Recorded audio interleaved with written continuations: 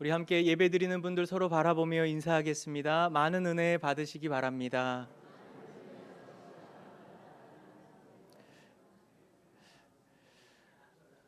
오늘 그 예배 시작하기 전에 그 가브리엘 찬양대에 가서 이제 기도를 하는 시간에 우리 여자 싱어들이 연습이 잘 안 됐다고 불안하다고 기도해 달라고 해서 제가 한 마디 이제 뱉었습니다. 뭐라고 했냐면 안심하라 말씀드렸습니다.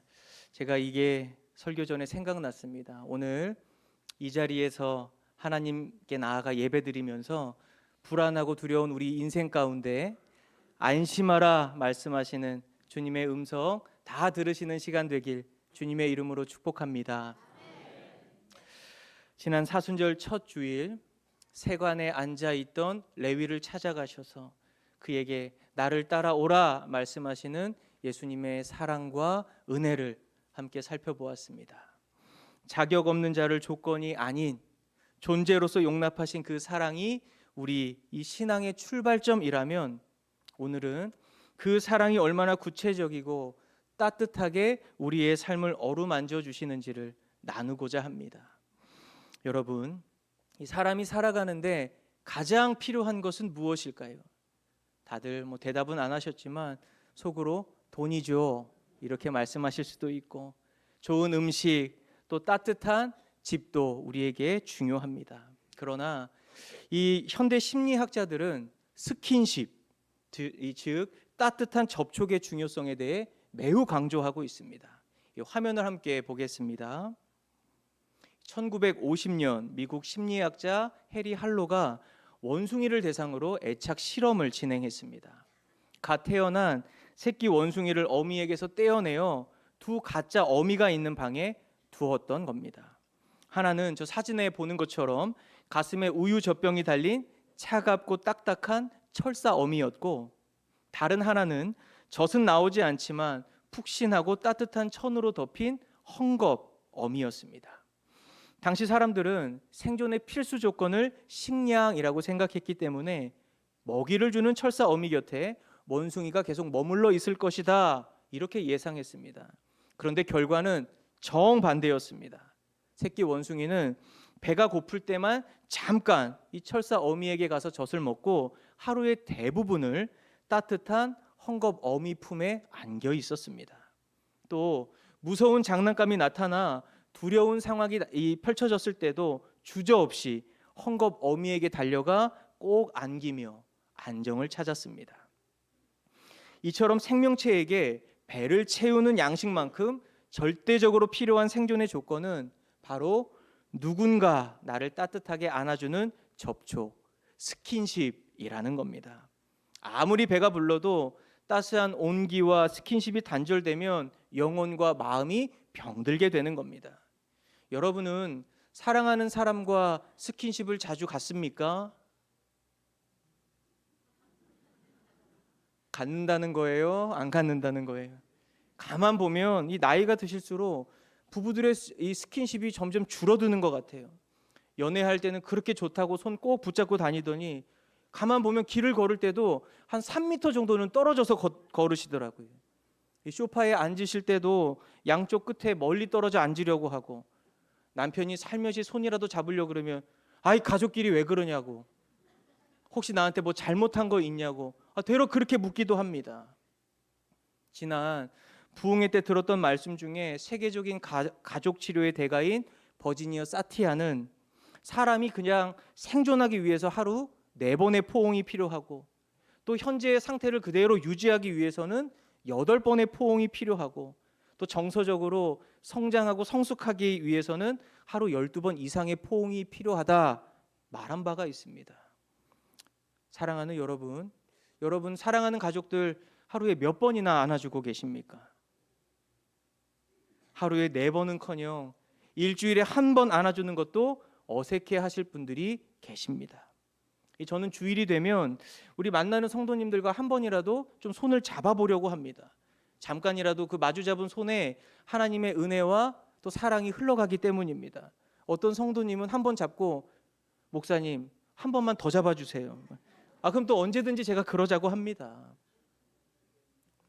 우리는 지난 몇 년간 코로나 팬데믹을 겪으면서 격리와 또 비대면이 주는 고통을 우리 뼈저리게 경험했습니다. 사랑하는 가족이 아파도 손 잡아줄 수 없었고 임종의 순간조차 지켜보지 못하는 비극도 경험했습니다. 닿을 수 없다라는 것은 단순히 물리적인 거리가 먼 것이 아니라 관계의 단절이자 영적인 죽음과도 같은 끔찍한 고통인 겁니다. 오늘 본문에는 평생을 타인과 닿을 수 없는, 접촉할 수 없었던 격리의 감옥 속에 살던 한 남자가 등장합니다. 그 사람이 바로 나병 환자죠. 우리 마가복음 1장 40절의 말씀을 함께 읽어보겠습니다. 한 나병 환자가 예수께 와서 꿇어 엎드려 간구하여 이르되 원하시면 저를 깨끗하게 하실 수 있나이다. 오늘 본문에 나병 환자가 등장합니다. 당시 이스라엘 사회에서 나병, 이 한센병은 단순한 피부병이 아니었습니다. 나병의 가장 무서운 점은 고통을 느끼지 못한다는 거예요. 고통을 느끼는 시스템이 무너져 버렸기 때문에 스스로 썩어가는 줄도 모르고 악화되는 난치병이 이 나병입니다. 그래서 폴 브랜드와 필립 얀시가 지은 책 고통이라는 선물에서 이들은 나병을 가리켜 고통 없는 지옥이다 이렇게 표현하기도 했습니다. 고통 없는 지옥이다. 레위기 13장 우리 45절과 46절의 말씀을 함께 읽어보겠습니다. 나병 환자는 옷을 찢고 머리를 풀며 윗 입술을 가리고 외치기를 부정하다 부정하다 할 것이요 병 있는 날 동안은 늘 부정할 것이라. 그가 부정한즉 혼자 살되 진영 밖에서 살지니라. 아멘. 그가 부정한즉 혼자 살되 진영 밖에서 살지니라. 너무나 가슴이 먹먹해지는 문장입니다. 나병은 부정한 병이기 때문에 발병하는 순간 사랑하는 가족, 사회로부터 철저히 격리되어야 했습니다. 그들은 정상적인 사람들이 있는 곳에 나타날 수도 없었고 만약 길을 가다가 누군가와 마주치면 자신의 옷을 찢고 윗 입술을 가리고 부정하다, 나는 부정하다 이렇게 소리쳐서 사람들 피해가게 만들어야 했습니다. 사실 나병 환자 숨만 쉬고 있을 뿐이지 사회적 사형 선고를 받은 것과 다름이 없었습니다. 이 나병 환자의 육체의 고통보다 아무도 자신을 만져주지 않고 또 만질 수도 없고 누구에게도 다가갈 수 없는 이 지독한 외로움의 고통이 훨씬 더 컸을 겁니다. 아마도 매일 밤 자신을 혐오스러운 존재로 여기면서 자신의 삶을 저주했을 겁니다. 그런데 오늘 본문에는 이해하기 힘든 아주 당황스러운 사건이 등장합니다. 격리되어 있었던 나병 환자가 갑자기 예수님 앞에, 그 면전 앞에 나타난 겁니다. 절대로 사람 앞에 나서서는 안 되는 나병 환자가 대체 어떻게 사람들 틈에 계신 예수님 앞으로 나올 수 있었을까요? 율법에 의하면 나병 환자가 일반인에게 접근하면 돌을 맞아 죽어도 할 말이 없었습니다. 그런데도 그가 죽음을 무릅쓰고 예수님 앞으로 뛰어나온 이유가 무엇입니까? 그 안에 있는 간절함, 이 절실함 때문입니다. 내 힘으로는 이 저주받은 결핍 도저히 해결할 수 없다는 절망감이 오히려 그를 예수님께로 나아가게 만든 원동력이 된 것입니다. 덧붙여 병든 자를 불쌍히 여기시고 내쫓지 않으시고 치유하신다는 예수님의 소문을 이미 들었기 때문에 나병 환자는 용기를 내어 예수님 앞에 나아갔을 겁니다. 그는 이 두렵고 떨리는 마음으로 주님 앞에 철퍼덕 꿇어 엎드려 이렇게 간구했습니다. 원하시면 저를 깨끗하게 하실 수 있나이다. 원하시면 저를 깨끗하게 하실 수 있나이다. 이 짧은 고백에는 이 두 가지 뼈 있는 의미가 담겨 있습니다. 첫 번째는 예수님은 저를 고치실 수 있는 능력이 충분히 있습니다. 이렇게 고백한 거예요. 철저한 믿음의 고백입니다. 그런데 두 번째는 하지만 주님이 저같이 냄새나고 더러운 자를 고치기를 원하실지는 잘 모르겠습니다. 이 평생 거절만 당하고 살아온 사람의 짙은 두려움과 자기 비하가 섞인 고백이죠. 세상 모든 사람이 자신을 징그럽게 보고 거절했는데 이 예수님마저도 나를 징그럽게 여기고 쫓아낼까 봐 벌벌 떨면서 예수님 앞에 그렇게 물었던 겁니다. 여러분, 혹시 우리 안에도 이와 같은 이 영적 나병이 있지는 않습니까? 겉으로는 이렇게 다 모여 백조처럼 우아하게 신앙생활 하는 것 같지만 이 내면 깊은 곳에는 남들에게 절대 들키고 싶지 않은 수치스러운 죄, 씻기지 않은 마음의 쓴뿌리, 이 깊은 열등감이 우리를 날마다 고립시키고 있습니다. 내가 이런 죄를 지었는데 주님이 과연 나 같은 사람도 사랑하실까? 내 기도를 들어주실까? 이렇게 스스로를 자책하며 영적인 격리 상태에 자신을 가두고 계시진 않습니까?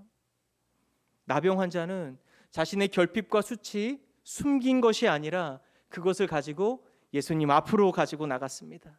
그 용기와 결단이 나병 환자의 삶을 완전히 새롭게 한 겁니다. 우리도 마찬가지입니다. 나의 결핍과 수치, 숨겨야 할 것이 아닙니다. 그것들은 예수님 앞으로 나아가게 하는 은혜의 통로인 겁니다. 돌에 맞을 각오로 자신의 골문 상처를 가지고 예수님 앞에 엎드렸던 이 나병 환자의 절박한 외침이 오늘 이 자리에서 함께 예배하는 저와 여러분의 간절하고도 정직한 기도가 되기를 원합니다. 그로 인해 이 상한 심령 온전히 회복되는 은혜의 예배가 되기를 주님의 이름으로 축복합니다. 이 나병 환자의 절규 앞에 예수님이 어떻게 반응하십니까? 오늘 본문 1장 41절 함께 읽어보겠습니다.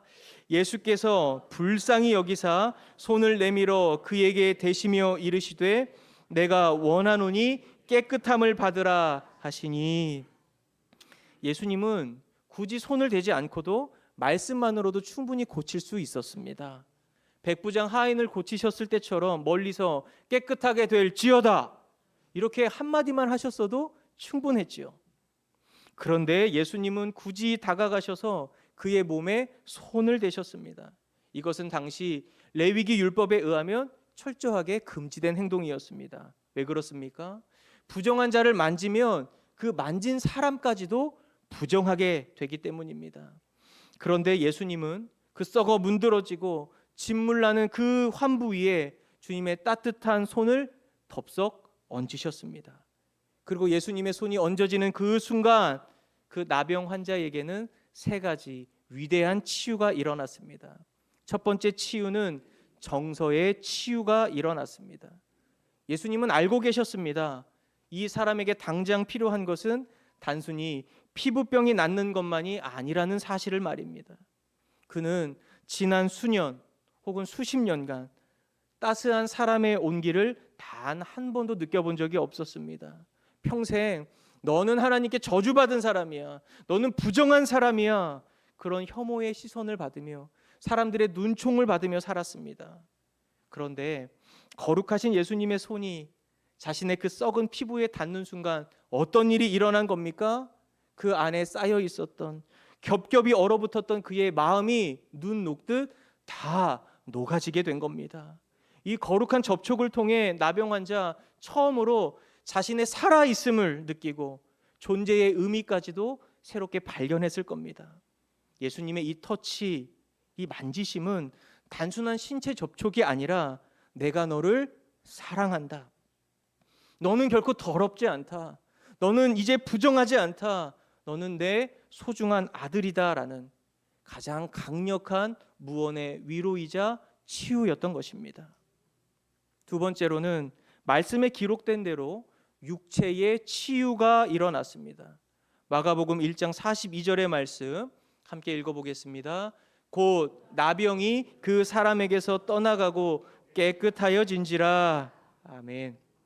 주님의 거룩한 생명이 흘러들어가자 즉시로 나병은 떠나갔습니다. 썩어 들어갔던 살에 새살이 돋고 진물이 멈추고 질병으로 묶여있던 그 육신의 고통이 완벽하게 회복되는 기적이 그에게 일어났습니다. 그의 몸이 치유되자 예수님은 그에게 이제 제사장에게 가서 몸을 보이고 깨끗하게 된 것을 입증하라, 그렇게 명령하셨습니다. 이 명령은 나병의 치유가 일시적인 것이 아니라 아주 깨끗하게 완전하게 치유받았다라는 것을 보여주는 장면입니다. 그리고 마지막 세 번째, 영혼의 치유가 일어났습니다. 흙탕물이 잔뜩 묻은 아이를 엄마가 안아주면 그 엄마의 하얀 원피스가 더러워지는 법입니다. 예수님께서 이 일을 하셨다는 거예요. 죄도 흠도 없으신 주님이 그 부정한 자를 만졌을 때 환자의 모든 부정함, 죄악, 저주는 다 예수님께로 고스란히 옮겨가고, 반대로 예수님의 거룩함과 정결함은 환자에게로 흘러 들어오는 이 놀라운 거룩한 교환이 일어났던 겁니다. 고신대 우병훈 교수님은 이렇게 말씀합니다. 화면을 보며 함께 읽어보겠습니다. 유대교가 접촉을 통해 부정해지는 종교라면 기독교는 접촉을 통해 거룩해지는 종교이다. 여러분, 이것이 기독교의 핵심이자 능력인 겁니다. 죄인이었고 부정한 자였던 그에게 예수님의 손이 닿으니까 즉시로 치유가 일어난 겁니다. 깨끗해진 겁니다. 또한 예수님의 손이 닿자 하나님의 존귀한 자녀로 회복되는 궁극적인 영혼의 회복과 구원이 그에게 임했던 겁니다. 이 거룩한 접촉으로 인해 나병 환자는 세 가지 치유, 정서의 치유, 육체의 치유, 영혼의 치유를 다 얻게 된 겁니다. 이것이 바로 사순절에 우리가 깊이 묵상해야 할 주님의 십자가 사랑입니다. 주님은 우리의 더러운 죄를 보고 냄새나는 상처를 보고 피하는 분이 아닙니다.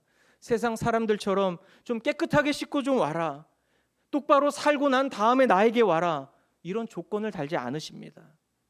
죄로 얼룩진 우리 삶 그 한가운데로 뚜벅뚜벅 걸어오셔서 그 십자가 피 묻은 손으로 우리의 가장 아픈 상처를 어루만져 주십니다. 이번 사순절 여정 가운데 예수님의 이 따뜻한 손길 온전히 경험할 수 있기를 바랍니다.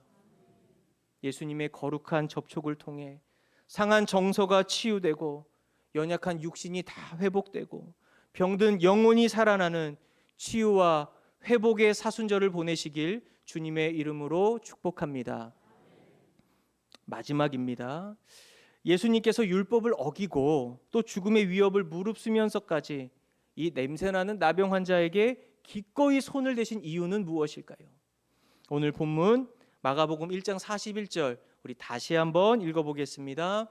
예수께서 불쌍히 여기사 손을 내밀어 그에게 대시며 이르시되 내가 원하노니 깨끗함을 받으라 하시니. 예수님을 움직인 힘은 이 율법도 의무감도 아니었습니다. 바로 이 나병 환자를 불쌍히 여기심이었습니다. 여기서 쓰인 불쌍히 여기사라는 헬라어 단어는 스플랑크 니조마이라는 단어입니다. 이 단어는 스플랑크논, 즉 이 사람의 가장 깊은 곳에 있는 창자 또 내장이라는 명사에서 파생된 단어입니다. 이 고대 사람들은 인간의 가장 깊고 뜨거운 사랑과 긍휼은 이 머리나 가슴이 아니라 더 깊은 이 창자에서부터 끊어질 듯 올라온다, 그렇게 믿었습니다. 우리말에도 이와 기가 막히게 같은 말이 있습니다. 자녀가 끔찍한 고통을 당하고 있을 때 뭐라고 말합니까? 애가 탄다, 이렇게 말하죠. 애가 끊어진다, 이렇게 표현을 합니다. 여기서 애가 바로 순 우리말로 창자를 뜻하는 겁니다. 예수님께서 나병 환자를 보시고 불쌍히 여기셨다는 것은 가볍게 동정했다라는 말이 아닙니다. 썩어 문드러지는 그 살갗을 보시고 사람들과 오랫동안 분리되어 있었던 그 지독한 고립, 고독한 외로움을 보시며 예수님은 당신의 창자가 끊어지는 듯한 극한의 아픔을 똑같이 느끼신 겁니다. 그 애끓는 사랑, 그 지독한 긍휼이 예수님으로 하여금 율법의 벽 다 깨트리고 그 상처 위에 손을 얹게 한 겁니다. 치유의 기적, 예수님의 손끝에서 시작된 것이 아니라 예수님의 그 끊어질 듯한 창자에서부터, 그 긍휼에서부터 시작된 겁니다. 사랑하는 성도 여러분, 오늘 우리 시대에 가장 큰 비극이 무엇입니까? 돈이 없는 것도 건강이 없는 것도 아닙니다. 바로 이 불쌍히 여기는 마음, 스플랑크 니조마이가 점점 메말라 가고 있다라는 겁니다. 이 내 일이 아니면 거의 모른 척하며 지나갑니다. 이웃의 아픔에 공감하며 이 창자가 끊어지는 듯한 아픔, 느끼지 않습니다. 요즘 가족들을 보면 가족들이 남보다 더 남들처럼 살아가기도 합니다. 심지어 이 교회 안에서조차 누군가가 실패하고 병들고 넘어지면 아유 저 사람 기도 안 해서 저렇다고, 분명 무슨 죄를 지었기 때문에 저렇게 벌을 받는 거라고 아무렇지도 않게 너무나 그냥 쉽게 정죄해 버립니다. 바리새인처럼 이 정죄와 판단은 빠르게 하지만 그 영혼을 향해 애통하며 함께 울어주는 긍휼은 점점 사라지고 있다는 겁니다. 여러분, 우리가 분명히 기억해야 하는 것 있습니다. 긍휼을 잃어버린 자에게는 긍휼 없는 심판이 임하는 겁니다. 반대로 십자가의 은혜를 제대로 경험한 사람, 십자가를 정면으로 통과한 사람은 결코 타인의 아픔 앞에서 차가운 방관자가 될 수 없습니다. 왜 그렇습니까? 더러운 죄인을 살리시려고 당신의 살을 찢고 피를 쏟으신 그 애가 끊어지는 주님의 긍휼, 사랑, 은혜, 내가 입었고 내가 경험했기 때문입니다. 그 은혜가 나를 다시 살렸기 때문이죠. 내가 그 놀라운 긍휼로 치유받고 구원을 받은 존재라면 우리도 마땅히 이 세상을 향해 또 이웃을 향해 그 긍휼의 손 뻗어야 하지 않겠습니까?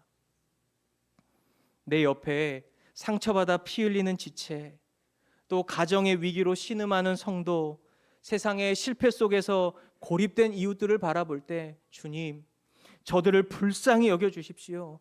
그렇게 창자가 끊어지는 마음으로 그들을 위해 기도하고 또 주님의 마음으로 그들을 품고 그들을 터치할 때 우리를 통해 예수님의 그 치유의 능력이 흘러가고 나타나고 역사하게 되는 겁니다. 여러분 믿으십니까? 사순절을 통해 우리가 깨달아야 하는 것, 먼저는 예수님이 나를 얼마나 불쌍히 여기셨는가, 이거를 깨달아야 하는 것이고, 그 다음으로 나도 누군가를 불쌍히 여기는 삶으로 돌이키는 결단의 시간이 되어야 한다는 겁니다. 바라기는 이번 사순절 여정을 통해 우리 안에 점점 메말라가던 그 긍휼의 샘이 다시 터져나는 시간이 되기를 간절히 원합니다. 우리 그 장모님의 고백인데, 어느 날 이 장인어른을 보면서 좀 미운 마음이 들었답니다. 어떻게 남편이 항상 이쁘기만 하겠습니까? 그래서 밥상도 차려주기 싫었다는 거예요. 그런데 가만히 앉아서 그 장인어른의 뒤통수를 바라보고 있는데 갑자기 막 마음이 짠해지고 이 불쌍한 마음이 들더랍니다.